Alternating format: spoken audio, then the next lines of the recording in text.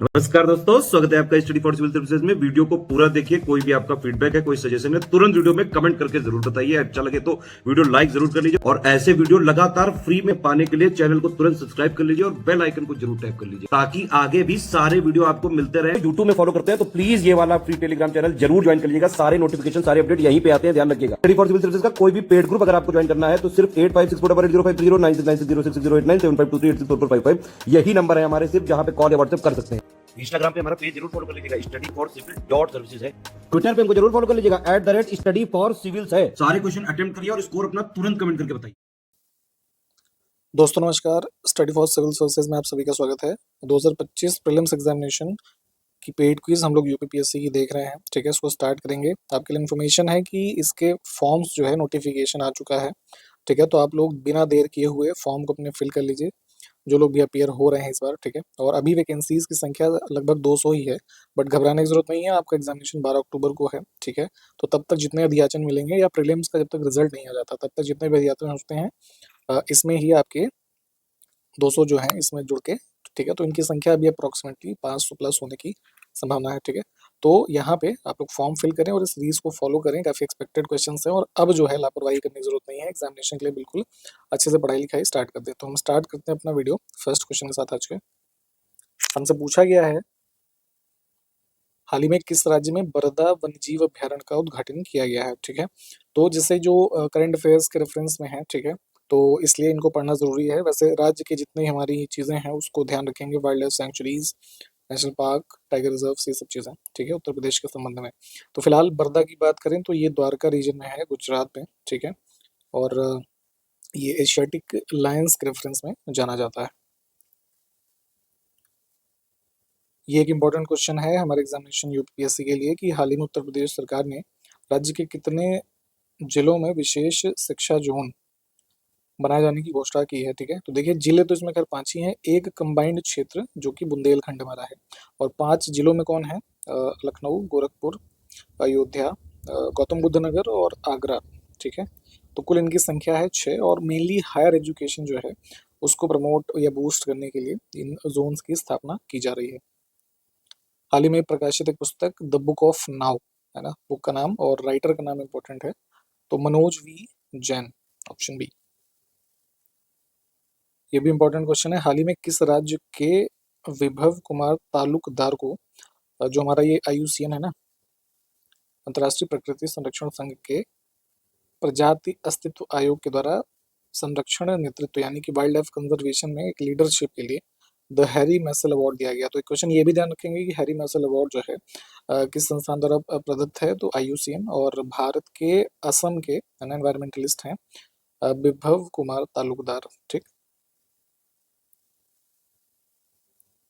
अक्टूबर 2024 में ये रिलीज हुआ था वर्ल्ड जस्टिस प्रोजेक्ट के द्वारा रूल ऑफ लॉ इंडेक्स 2023। ठीक है, तो ध्यान रखेंगे 2023 के रेफरेंस में ये आई थी रिपोर्ट। इसमें डेनमार्क जो है शीर्ष स्थान पे था। भारत की रैंकिंग पूछी गई है तो भारत 79वें स्थान पे था। हाल ही में जारी पहले वैश्विक प्रकृति संरक्षण सूचकांक ग्लोबल नेचर कंजर्वेशन इंडेक्स 2024 में 180 देशों में भारत की रैंकिंग क्या है। ठीक है, तो एक ये गोल्डमैन सोनेट फील्ड स्कूल करके है, तो उन और एक बेन ग्यूरियन यूनिवर्सिटी, इनके कोलैबोरेशन में ये इंडेक्स जारी किया गया। तो इसमें कुल 180 देशों में जो अपना मतलब एक तरीके से कह सकते हैं नेचर के कंजर्वेशन के रेफरेंस में एफर्ट्स हैं, उसकी रैंकिंग की गई। तो उसमें भारत की स्थिति काफ़ी ख़राब है, 176 पोजीशन है। ठीक है, और मेजर जो रीज़न है कि इतनी रैंकिंग ख़राब है, तो कह सकते हैं कि इसमें जो इस रिपोर्ट में रीज़न बताया गया था, तो इनसफिशिएंट ये लैंड मैनेजमेंट और ये बायोडाइवर्सिटी के जो थ्रेट्स बढ़ रहे हैं लगातार। ठीक, खेल मंत्रालय ने इस वर्ष यानी 2024, हालांकि बीत गया है, 2025 में हम देख रहे हैं, तो पहले होता क्या था, ध्यानचंद लाइफ टाइम अचीवमेंट पुरस्कार मिलता था स्पोर्ट्स पर्सन, जो एक काफ़ी रिमार्केबल अचीवमेंट होती थी थ्रू आउट उनके लाइफ में। तो इस अवार्ड को बंद करके यानी रिप्लेस किया है, इसके स्थान पर अब ये आपका जो अर्जुन अवार्ड देते हैं। ठीक है, तो 2024 में मिला है ये सुचा सिंह को। ठीक है, ये भी ध्यान रखिएगा।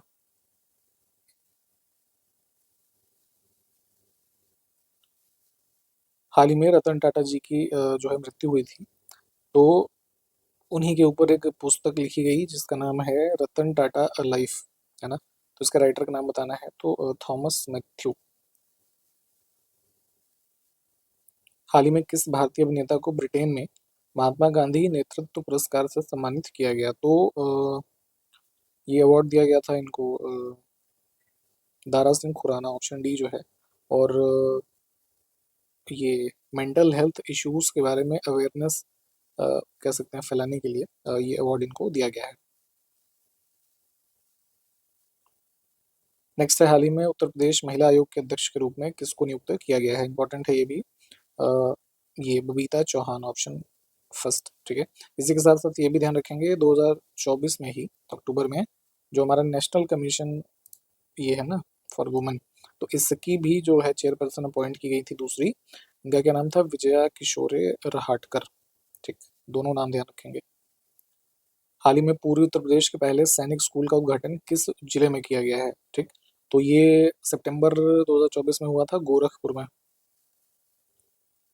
देखिए प्रमुख भारतीय शासक रहे हर्षवर्धन, इनके बारे में कई सारी चीज़ें आपने पढ़ी होंगी, तो उसी में से एक है कि 5 इंडीज़ को इन्होंने अपने नियंत्रण में लिया। अब ये 5 इंडीज़ कौन थे? तो देखिए 5 इंडीज़ की इन्फॉर्मेशन हमें कहाँ से मिलती है? ये जो लेख हैं, चाइनीज़ ट्रैवलर जो था हुएन सांग, उसके लेखों से इन्फॉर्मेशन मिलती है, ठीक। तो हर्षवर्धन ने 5 ऐसे क्षेत्र उस समय के भारत के जिनको एक तरीके से अपने कंट्रोल में लिया, है ना? विजय प्राप्त की और उसको अपने कंट्रोल में लाया। तो वो कौन-कौन से थे? तो हम एक बार विकल्प देखते हैं सारे, ठीक। इसमें बी सही है। पंजाब, कन्नौज, बंगाल, बिहार और उड़ीसा। तो इस दौरान जो लेख लिखे गए तो बंगाल को उस समय ये गौड़ कहा जाता था, ठीक है। और बिहार को रेफ़र किया गया इसमें मिथिला, ठीक।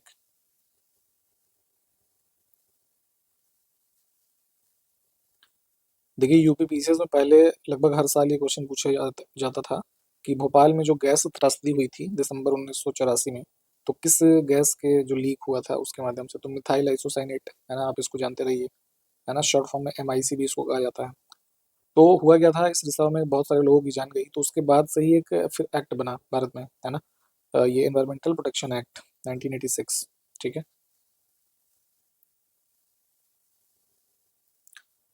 कालक्रम के अनुसार 13वीं से 15वीं शताब्दी के बीच दिल्ली के शासकों का सही उत्तराधिकार क्रम चुनिए। क्रोनोलॉजी लगानी है। दिल्ली सल्तनत में मुख्य रूप से 5 हमारी डायनेस्टीज हुई, ठीक है। तो तुर्किश रूलर्स यानी जो ये मामलूक की हम बात करें तो 1206 AD से इनका शासनकाल स्टार्ट होता है। फिर आते हैं खिलजी 1290, फिर तुगलक 1320 और सैयद 1414 और फिर लास्ट में लोधी 1451 से 1526, ठीक। इसका एक शॉर्ट ट्रिक है, गुलाब खिले तो सूंघ लो, इसको आप समझ लीजिए। गुलाब खिले तो सूंघ लो, तो सबका पहला पहला अक्षर है इसमें। किस अधिनियम के द्वारा गवर्नर जनरल परिषद को भारत के सभी ब्रिटिश राज्य क्षेत्रों हेतु कानून बनाने की शक्ति प्राप्त हुई? तो 1833 का एक्ट था। सारे एक्ट इंपॉर्टेंट है, प्लीज इनको पढ़िए। एक पुस्तक है the other side of silence, है ना, जो महिलाओं पर भारत के विभाजन के दुखद प्रभाव का वर्णन करती है, कि राइटर का नाम बताना है। तो ये इनका नाम था उर्वशी बुलाटिया। किस वर्ष में यूरोप और भारत के बीच पहला टेलीग्राफ संबंधन स्थापित किया गया? तो कम्युनिकेशन जैसे आज इतना इजी है, पहले इतना नहीं था। तो टेलीग्राफ वगैरह की सुविधाएं होती थी। तो पहला जो भारत और यूरोप के बीच में, क्योंकि ब्रिटिशर्स थे उस समय, तो उन्होंने इसको स्टार्ट किया, तो ये 1865।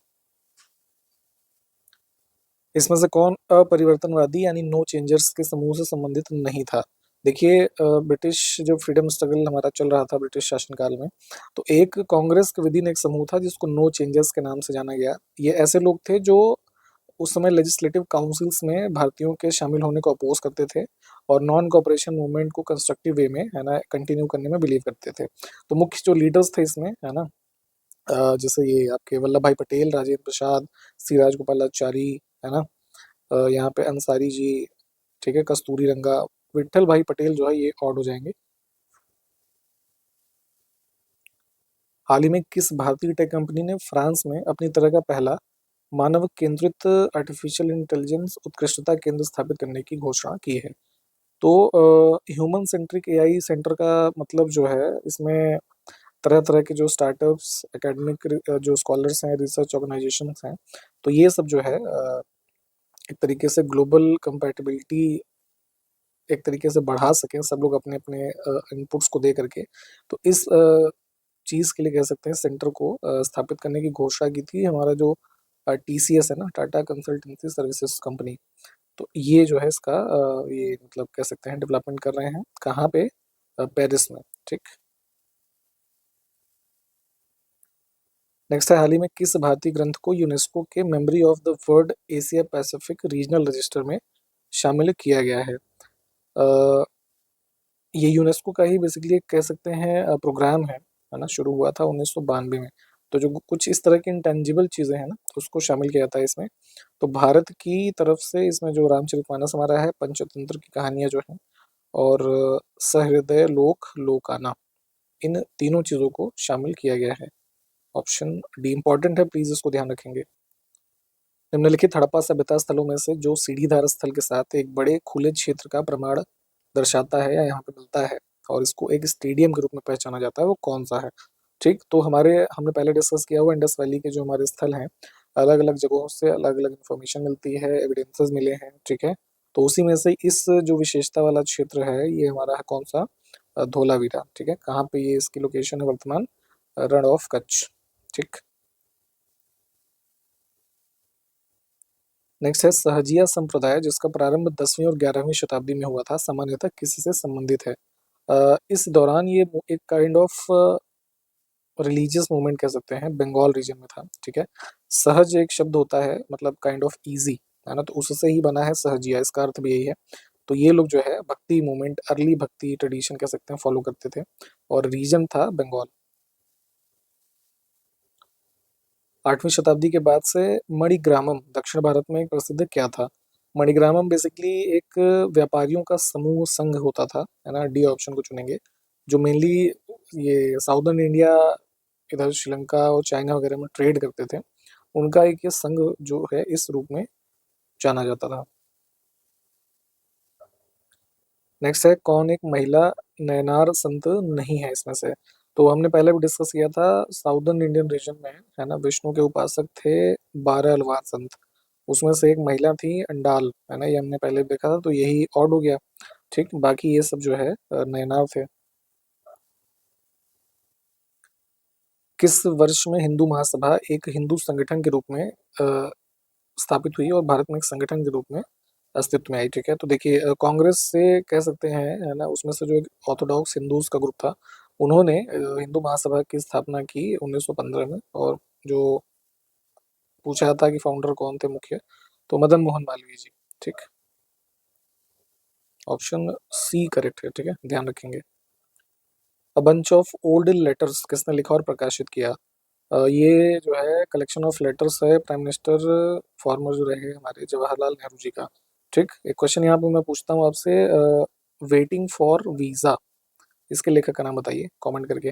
देखिए जो चीज़ें पूछी जाती हैं तो आप लोग भी रिस्पॉन्सिबिलिटी बनती है कि कुछ आंसर करें, हमें इससे एक कम्युनिकेशन हमारे आपके बीच रहेगा, तो हमें भी उत्साह होता है कि आप लोग सीरियस हैं इन चीज़ों को लेकर के, हम आपके लिए आगे और बेहतर प्रयास करेंगे। 1937 के चुनाव, है ना, असेंबलीज के हुए थे, 35 के जो एक्ट आया उसके बाद। तो ये काफ़ी इंपॉर्टेंट इस समय जो राज्यों उस समय के राज्य थे उनमें सरकारें बनी। तो यूपी में जो मंत्रालय गठित हुए इन इलेक्शंस के बाद, तो किसको वित्त विभाग सौंपा गया था? ठीक है, तो फाइनेंस इनको मिला था, रफ़ी अहमद किदवई, ऑप्शन बी। 1921 में निम्नलिखित में से किस भ्रमण के दौरान गांधी जी ने अपना सिर मुंडवा लिया, धोती लंगोटी पहनना आरंभ किया ताकि वे गरीबों के समतुल्य पहचाने जा सकें? ठीक है, तो लगभग जो लोगों से कनेक्ट करने के क्रम में कई सारे जो है इस तरह की चीज़ें गांधी जी के द्वारा की गई, उसमें से ये था। तो ये जो है इस दौरान साउथ इंडियन स्टेट्स में, रीजन्स में जब वो टूर कर रहे थे, है ना, तो सिंबलाइज़ कर सके उन लोगों से, है ना, तो इसलिए इस चीज़ को इन्होंने किया था। निम्नलिखित में से कौन-सा झुके हुए पठार का उदाहरण नहीं है? टिल्टेड प्लेट्यू का एग्ज़ाम्पल इसमें नहीं है, तिब्बतन प्लेट्यू। ठीक है, इसको हम मेनली जो है इंटर माउंटेन प्लेट्यू यानी कि जो है अंतर पर्वतीय पठार कह सकते हैं, क्योंकि इसकी जो लोकेशन है हिमालय रेंजेस के मध्य में स्थित है ना? तो इस वजह से ये टिल्टेड का एग्ज़ाम्पल नहीं है। नेक्स्ट है भारतीय लघु उद्योग विकास बैंक सिडबी, इसकी स्थापना किस वर्ष में की गई थी ये बताना है। तो 1990, है ना। तो पहले ये पूरी तरीके से एक सब्सिडरी था ये आईडीबीआई बैंक का, ठीक। बाद में वर्ष 2000 से इसको डीलिंक कर दिया गया है, ठीक है। इस चीज़ को भी ध्यान रखेंगे, ऑप्शन फर्स्ट। यहाँ पे आप आपको एक इन्फॉर्मेशन दे देते हैं, हमारे पेड ग्रुप्स जो है अभी आपका नोटिफिकेशन भी आ चुका है, हमारे नए ग्रुप्स भी स्टार्ट हुए हैं, फाउंडेशन बैच।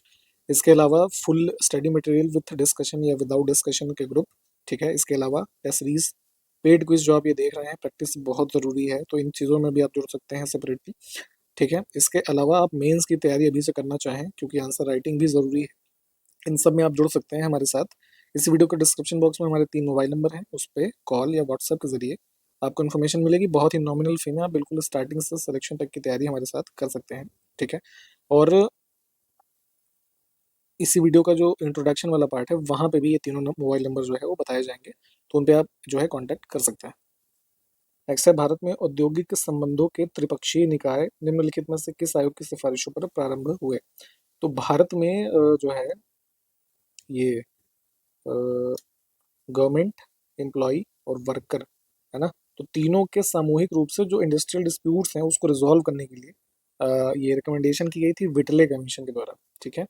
और इसी को हम जो है रॉयल कमीशन ऑफ लेबर के भी नाम से जानते हैं। औद्योगिक नीति संकल्प 1956 के अनुसार भारत में उद्योगों को कितने वर्गों में वर्गीकृत किया गया था। तो आज़ादी के बाद ये काफ़ी इंपॉर्टेंट इंडस्ट्रियल पॉलिसी आई थी, है ना। तो इसमें 3 जो है कह सकते हैं श्रेणियों में उद्योगों को विभाजित किया गया, शेड्यूल ए, बी और सी। ए में कौन कौन से कह सकते हैं क्षेत्र थे, जैसे ये arms and ammunition, atomic energy, railways, है ना, इंपॉर्टेंट चीज़ें। बी में क्या था कि जैसे मशीनिंग वाले टूल्स, एल्युमिनियम, है ना, ये सब टाइप की इंडस्ट्रीज। और इसके अलावा सी में वे क्षेत्र थे जो बी और ए में नहीं थे, ठीक। प्रथम आंग्ल बर्मी युद्ध की समाप्ति पर 1826 में हस्ताक्षरित संधि का नाम बताएं। इस संधि ने ब्रिटिश शक्तियों की विजय पर मुहर लगा दी। बेसिकली ये जो म्यांमार का रीजन है ना, तो बर्मा के नाम से आप इसको पहले जानते थे। तो बर्मीज एम्पायर हुआ करता था, तो जो वर्तमान हमारा जैसे ये मणिपुर, असम, है ना, अराकान, ये सब जो क्षेत्र थे इसमें आते थे। तो ये जो है युद्ध हुआ फर्स्ट, तो इसमें 1826 में ट्रीटी हुई थी, ट्रीटी ऑफ यांडाबू, ठीक। तो जिसमें ये वाले जो क्षेत्र थे अभी हमने जो बताए, तो ये जो है देने पड़े बर्मीज एम्पायर को, ब्रिटिशर्स को, ठीक है। मणिपुर, असम, अराकान, ये सब जो क्षेत्र हैं, तो इसी ने यहाँ पे जो है ना कह रहा है कि ब्रिटिश शक्तियों की विजय पर मुहर लगा दी, क्योंकि काफी सारा जो इसका मेजर एरिया था वो ब्रिटिश कंट्रोल में आ गया था। अब नेपाल का जो क्षेत्र है वर्तमान का, तो उसके साथ ईस्ट इंडिया कंपनी के किस गवर्नर जनरल के कार्यकाल में युद्ध लड़ा गया। तो ये हेस्टिंग्स था, है ना, गवर्नर जनरल 1813 से 23 के बीच में। तो 1814 में, है ना, इन्होंने नेपाल पे काइंड ऑफ वॉर कर दिया, और फिर ये 1816 में जाकर के समाप्त होता है, सुगौली की एक संधि हुई थी, ठीक। भारतीय संविधान का कौन सा अनुच्छेद राष्ट्रपति को जानकारी देने के संबंध में प्रधानमंत्री के कर्तव्य से संबंधित है। तो चूंकि देखिए होता क्या है कि प्रेसिडेंट के नाम से ही सारे काम होते हैं, लेकिन रियल रूप एक्सरसाइज जो उस पावर को करता है प्रधानमंत्री और काउंसिल ऑफ मिनिस्टर्स करते हैं, बट ये पूरी इन्फॉर्मेशन इनको सूचित की जाती है ना। तो ये सब प्रावधान दिए गए आर्टिकल 78 जो है कॉन्स्टिट्यूशन का भाग 5 में। ये एक ट्रिकी क्वेश्चन होता है, पूछा भी जाता है। काउंसिल ऑफ मिनिस्टर्स, जैसे केंद्र में हमारी नरेंद्र मोदी की सरकार है और काउंसिल ऑफ मिनिस्टर्स है उनके, ठीक। तो ये मंत्री और प्रधानमंत्री किसके प्रति रिस्पॉन्सिबल है ना। तो संसद के प्रति रिस्पॉन्सिबल नहीं होते, ये सिर्फ लोकसभा, है ना, के प्रति रिस्पॉन्सिबल होते हैं। और ये प्रावधान दिया गया है आर्टिकल 75 सब क्लॉज 3 में, है ना, उसमें यही लाइनिंग ही लिखी है। लोकसभा में अविश्वास प्रस्ताव लाने के लिए आवश्यक सदस्यों की न्यूनतम संख्या क्या है। अगर सरकार के प्रति, है ना, कोई नो कॉन्फिडेंस मोशन लाना चाहता है, तो ऐसे प्रस्ताव को मूव करने के लिए मिनिमम 50 मेंबर ऑफ पार्लियामेंट्स जो हैं उस हाउस के, उनकी सहमति चाहिए होगी ऐसे प्रस्ताव को, ठीक है। तब वो मोशन जो है स्पीकर एक्सेप्ट करेंगे, ऑप्शन सी। प्रधानमंत्री के सचिवालय का नाम बदल करके प्रधानमंत्री कार्यालय के रूप में कौन से प्रधानमंत्री के कार्यकाल में हुआ था। तो अभी जो पीएमओ हमारा ऑफिस है ना, पहले ये प्राइम मिनिस्टर्स सेक्रेटेरिएट के नाम से जाना जाता था 1977 तक। ठीक, तो उसके बाद जो है ये मोरारजी देसाई मिनिस्ट्री ने इसको रीनेम किया पीएमओ के नाम से। ठीक, कॉन्स्टिट्यूशन पूरी तरीके से लागू हुआ हमारा 26 जनवरी 1950। ठीक, तो इस समय तक 8 अनुसूचियां थी, पहले भी हमने डिस्कस किया हुआ कई बार। अभी वर्तमान में जैसे 12 हैं, तो उसी के बाद 9वीं अनुसूची जोड़ी गई। तो वही पूछा गया है कि किस प्रधानमंत्री के कार्यकाल के दौरान इसको जो है किया गया। तो पहला अमेंडमेंट ही हुआ था कॉन्स्टिट्यूशन में, फर्स्ट अमेंडमेंट 1951, जिसके माध्यम से 9th शेड्यूल ऐड किया गया, जिसमें एक list of central and state laws डाले गए जो कि चैलेंज नहीं किया जा सकते थे कोर्ट में। भारत में सकल घरेलू उत्पाद की गणना के लिए कौन सा मंत्रालय जिम्मेदार है, उत्तरदायी है? तो जो जीडीपी हम देखते हैं ना वर्ष भर में, है ना, गुड्स एंड सर्विसेज का जो होता है हमारा योग, उसके रूप में हम इसे जानते हैं। तो इसका कैलकुलेशन ध्यान रखेंगे फाइनेंस मिनिस्ट्री नहीं करती है, ये स्टैटिस्टिक्स एंड प्रोग्राम इम्प्लीमेंटेशन ये वाला मंत्रालय करता है। भारत में पहली औद्योगिक नीति कब जारी हुई थी? ठीक है, काफ़ी इंपॉर्टेंट है ये, इस पॉलिसी के बारे में पढ़िएगा। अप्रैल 1948, है ना, इंडिपेंडेंस होने के बाद। और ये भी पूछा जाता है कि इसको उस समय पार्लियामेंट में किसने प्रेजेंट किया था, है ना, तो श्यामा प्रसाद मुखर्जी। भारत में तृतीय पंचवर्षीय योजना और चौथी योजना के बीच में कितने वर्षों का अंतराल रहा? 5 ईयर प्लान्स काफ़ी इंपॉर्टेंट हैं। मेजर मेजर उसके अचीवमेंट्स रहे या हाईलाइट्स रहे, प्लीज़ इसकी लिस्टिंग पढ़िएगा। हमारे ग्रुप्स में जो होंगे लोग, उनको मटेरियल ऑलरेडी दिया गया है, तो इसको पढ़िए, ये अक्सर पूछा जाता है। ठीक है, तो देखिए हुआ क्या था, हमारा जो थर्ड 5 ईयर प्लान था वो समाप्त हुआ था 1966 में। उसके बाद प्लान हॉलीडे थे, है ना, यानी कि एक एक वर्ष के प्लान बनते थे इसमें। तो 69 तक ये सिलसिला चला। ठीक है, तो 1969 से हमारा फोर्थ प्लान स्टार्ट हुआ था, फोर्थ 5 ईयर प्लान, है ना, तो 3 साल का गैप है। अब देखिए पूछा गया ना कि छठी पंचवर्षीय योजना की अवधि संबंधित है किस समय काल से, तो 80 से 85 के बीच में ये योजना चली थी। नेक्स्ट है संशोधित मूल्य वर्धित कर इनमें से किस चीज़ से संबंधित है? तो वैल्यू एडेड टैक्स हमने पहले बताया था, तो उसी का एक मॉडिफाइड वर्जन है मॉड वैट, जो कि संबंधित था मुख्यतः इससे, एक्साइज ड्यूटी से, है ना। ये काफ़ी इंपॉर्टेंट क्वेश्चन है, इसके बारे में भी पढ़ेंगे। भारत में सामुदायिक विकास कार्यक्रम कब से प्रारंभ हुआ था? तो 2 अक्टूबर 1900। ठीक, ऑप्शन बी करेक्ट होगा।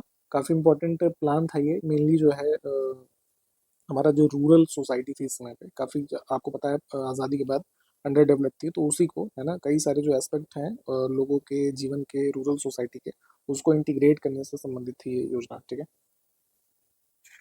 समय समय पर इसमें से कौन सा विनियमन नियंत्रण नियमावली भारत के विदेशी विनिमय के संदर्भ में प्रकाशित करता है? तो भारत की जो फॉरेन ट्रेड पॉलिसी है ना, उसके रेफरेंस में जो फॉरेन एक्सचेंज है, तो उससे संबंधित ये रूल्स प्रकाशित करता है आरबीआई, है ना, रिजर्व बैंक ऑफ इंडिया।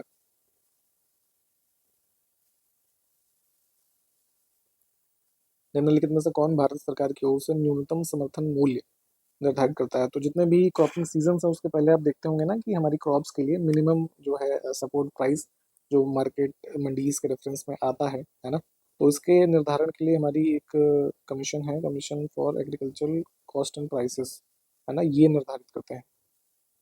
एक चीज़ ये बताइएगा कि वर्तमान में कितनी कुल फसलें हैं जिसके लिए ये हमारा एमएसपी जो है निर्धारित किया जाता है, इसको कमेंट करके बताइए। नेक्स्ट है ट्राइसेम, ग्रामीण युवा के स्वरोजगार हेतु प्रशिक्षण योजना जो है, इसमें से किस चीज़ से संबंधित एक कार्यक्रम है? इसका भी उत्तर आप हमें कमेंट करके बताएंगे। और इस वीडियो को हमने यहाँ पे समाप्त किया है। ठीक है, जितने भी क्वेश्चंस हमने देख लिए हैं यहाँ तक, इसको साथ के साथ प्लीज़ रिवाइज करिएगा। और हमने पहले जैसे बताया, हमारे पेड ग्रुप्स में आप जुड़ना चाहें तो अभी भी आपके पास पूरा समय है। इसी वीडियो के डिस्क्रिप्शन बॉक्स में हमारी 3 मोबाइल नंबर्स दिए गए हैं, तो उस पर कॉल या व्हाट्सएप के जरिए आपको इन्फॉर्मेशन मिल जाएगी। ठीक है, तो समाप्त करते हैं, आगे के जो क्वेश्चंस हैं देखेंगे अगले वीडियो में। तब तक के लिए नमस्कार, जय हिंद।